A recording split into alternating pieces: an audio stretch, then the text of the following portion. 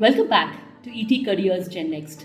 In the first video, where we talked about resume as a story, we explained the first step in how we can make our resume sound more like a story and really tell about our authentic selves.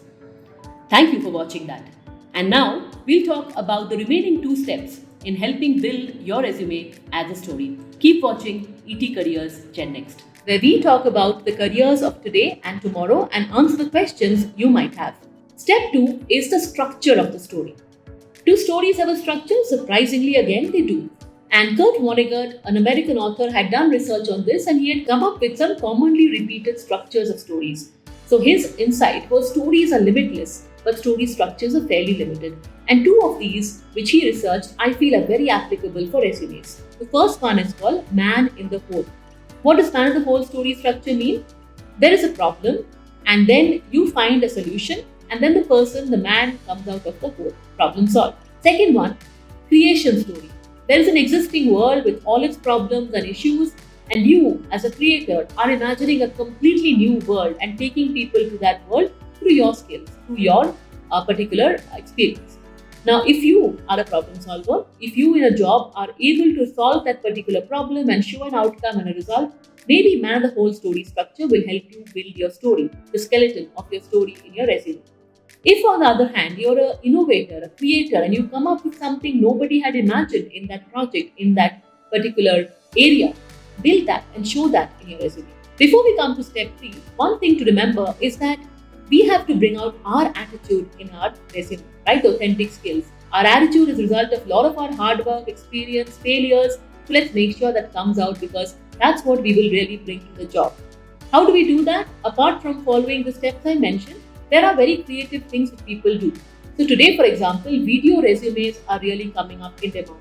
And if your job or profession allows you to come up with a video resume, do that because that shows not just what you say, but as well as how you say it and the way in which you present it.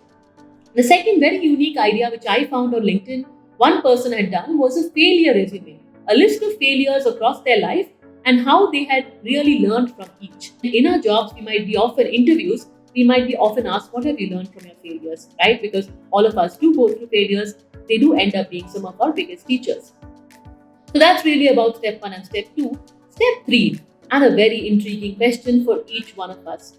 Who really reads our resumes?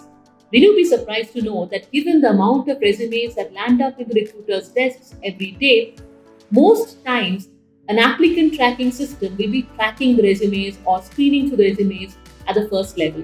And only the screened resumes will really be going to a human, right? And really be going into the interview process. How do we make our resume cross the bot? How do we beat the bot? First method is use your resume or build your resume in a Word document. There are complicated systems and software today for building resume, but sometimes the bots are not yet trained to recognize those. So keep it simple again. Use a simple word processor to build your resume. The second aspect is keywords. Now, certain jobs have certain keywords which the bot would be screening for. If you're applying for a writing or a communication job, certain writing and communication points are important to highlight, which is what the job would require you to do. If you're applying for a data science job, on the other hand, knowledge of certain tools like Python or R might be important. And if you know that, it's important to highlight that because that's what the job would require the person joining to do. Now, as we finish our resume and before we send and hit enter, one important thing is to do a spell check. So if I say, let's eat grandpa versus if I say, let's eat, grandpa, it makes a world of difference. So F7 is our friend. Let's do that spell check before we send out our resumes. Now finally, how do we make that 7 seconds last even longer? That is a very, very important question in each one of our minds, I'm sure, and there is an answer for that as well. It's our online presence. It's what we share on LinkedIn. It's how we use public data to really come up with some infographics or visuals if you're in that particular area. If you're a designer or a data science professional, it's how we build our portfolio of projects, how we can show our website or our blog. All of these things actually go to show continuity in skills. And that's something recruiters would love to see, that we are really passionate and deeply engaged in this particular area in which we are applying for a job.